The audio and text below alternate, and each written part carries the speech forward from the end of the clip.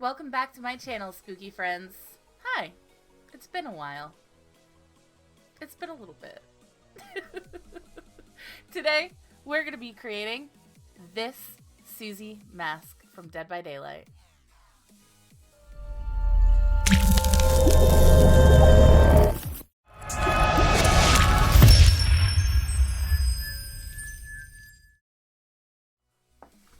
My goodness, spooky friends. It's been a while. I am so happy to be back creating Dead by Daylight mask tutorials specifically for YouTube again. I have been very swamped with working a full-time job as well as streaming every day on Twitch full-time, so my schedule has been a little crazy. Recently, I've separated from my full-time position and I am streaming full-time right now. You can catch me any day from Tuesday to Saturday at 4 p.m. Pacific. I will be live, and sometimes we create these masks live on the channel, and sometimes we play Dead by Daylight. Actually, a lot of the time we play Dead by Daylight.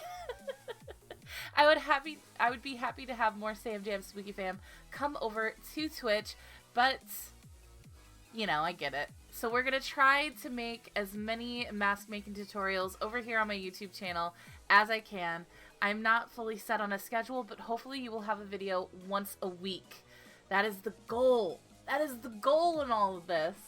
So please come over and say hi if you'd like. If not, I'll see you in the next tutorial. We are creating both the Stitches mask and the Lunar Legion mask. This tutorial for Lunar Legion will be out next week, so definitely keep your eyes peeled for that. However, the base for these masks are both the same, so you could get started on the base using the instructions here and wait till the designs come out for the Lunar Legion next week. It's up to you, my friends. Let's get fucking crafty and let's become your favorite Dead by Daylight killer, the Legion. We are getting started with a base paper mask like we always do with these Dead by Daylight masks, every single one of them. The base materials are Model Magic, Mod Podge, and masking tape. It's very important for this mask in particular, for any of the Legion masks that you create, that you completely block out the eyes front and back with masking tape so that there is a solid base for you to add the layer that we're going to be adding of Model Magic to raise the eye sockets. We're raising the eye sockets here so that we don't have a dip in this area, and so that it's level, so when you paint it there's no air bubbles or anything. You're just laying down the Mod Podge and then pressing in Model Magic and going over it all with a paintbrush to really smooth it out and to make it completely level. You're also doing this with the bridge of the nose area as well, so just make sure to add a piece here on both eyes and to smooth it down with that Mod Podge as you're going.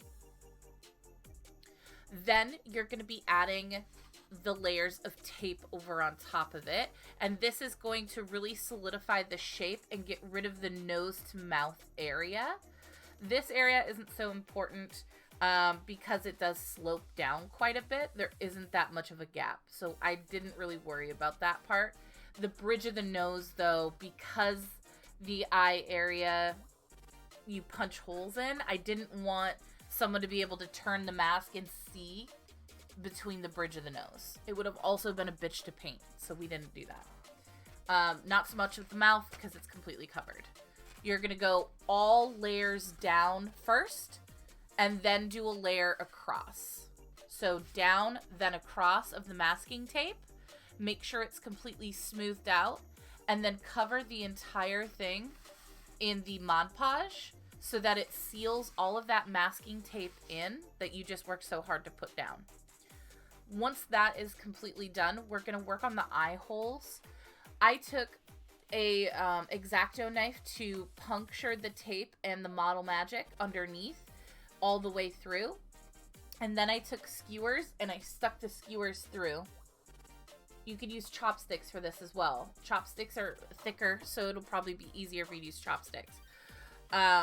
Once that's done, you can see me going over with the side layer, and that was because the detail, it needed more of this gone.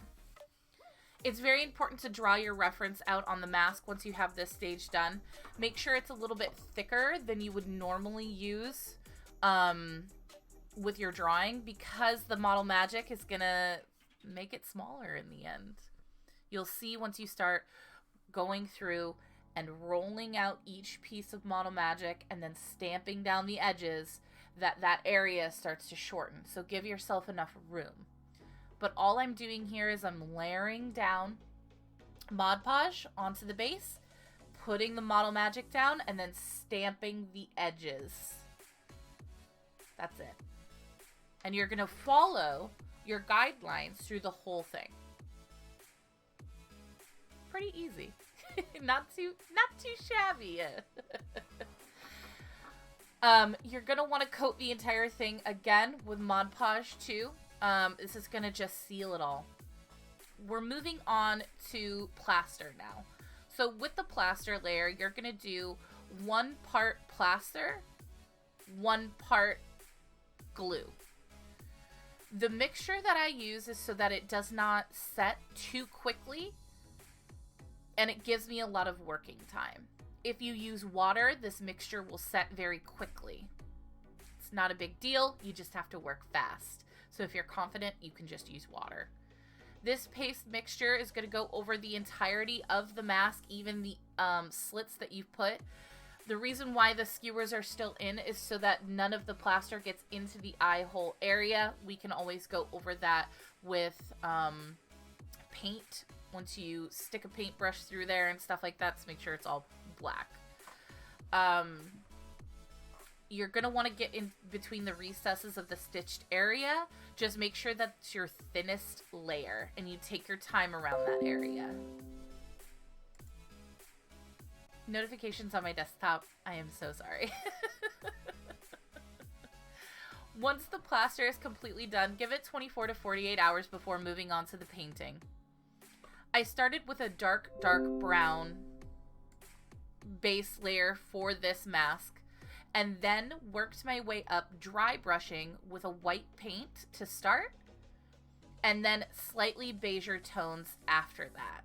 So work your way up slow, keep it a dry brush so that you can see that dark base that we've added in. The in-between stitches part you can paint black.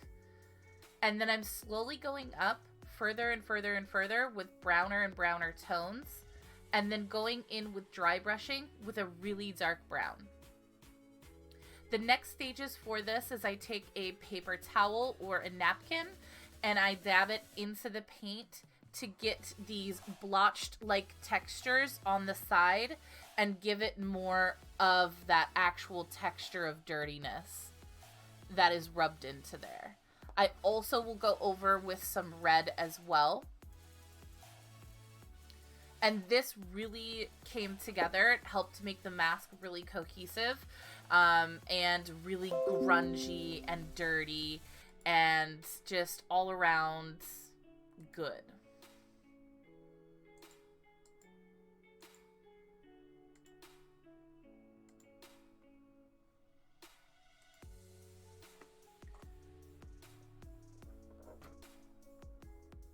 You can see I go in with the red detailing as well. It's kind of bloody. It's kind of nasty. There's also black texturing, kind of like oozing coming down. And you can just take a fine brush to do these details as well. It's very important that you look at a reference photo or go into the Dead by Daylight application into a Kill Your Friends lobby and turn the killer around so that you can see it in more close detail. That's what you can see on the side of my monitor here, is that being done. This section is really easy. These are just the buttons. I just rolled out a circle of Mono Magic, popped holes into it with a pen cap, smushed them down a little bit, and set them aside. For the stitches themselves, I just rolled out some Model Magic into snakes, And that was that on that. To apply them to the mask, it's very, very easy. I just layered down some Mod Podge and then stuck them down where I wanted them.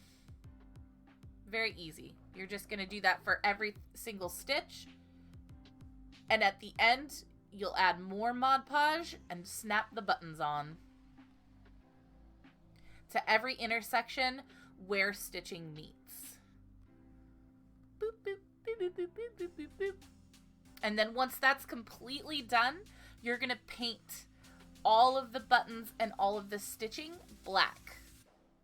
Make sure to get around the edges. You can see that on this mask, there is black shadowing on there. It's okay if you miss part of the button. You put the black down on the button and the stitch, it gets onto the mask, just rub it in there. It'll be shadowing, it'll be detail, and it'll go along perfectly with the mask. And then you paint them any color you want. You just have to add a little bit of silver paint on the top portion of the stitch to get that shine, and you're golden, baby. You're fucking golden.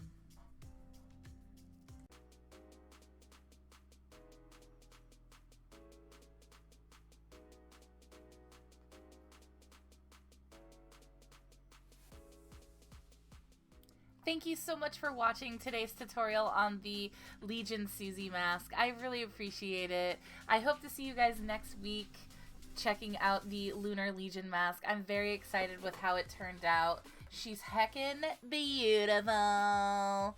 And again, if you would like to catch me live, you can catch me over at twitch.tv/SamJamEffects every Tuesday through Saturday at 4 p.m. PST for some DBD Swift Nasty, or maybe even some killer games. I might just be a filthy Legion main at heart, but I had so much fun today. Don't forget to like, comment, and subscribe. Please tell me in the comments down below what mask tutorial you would like to see next. You might just see it coming up soon.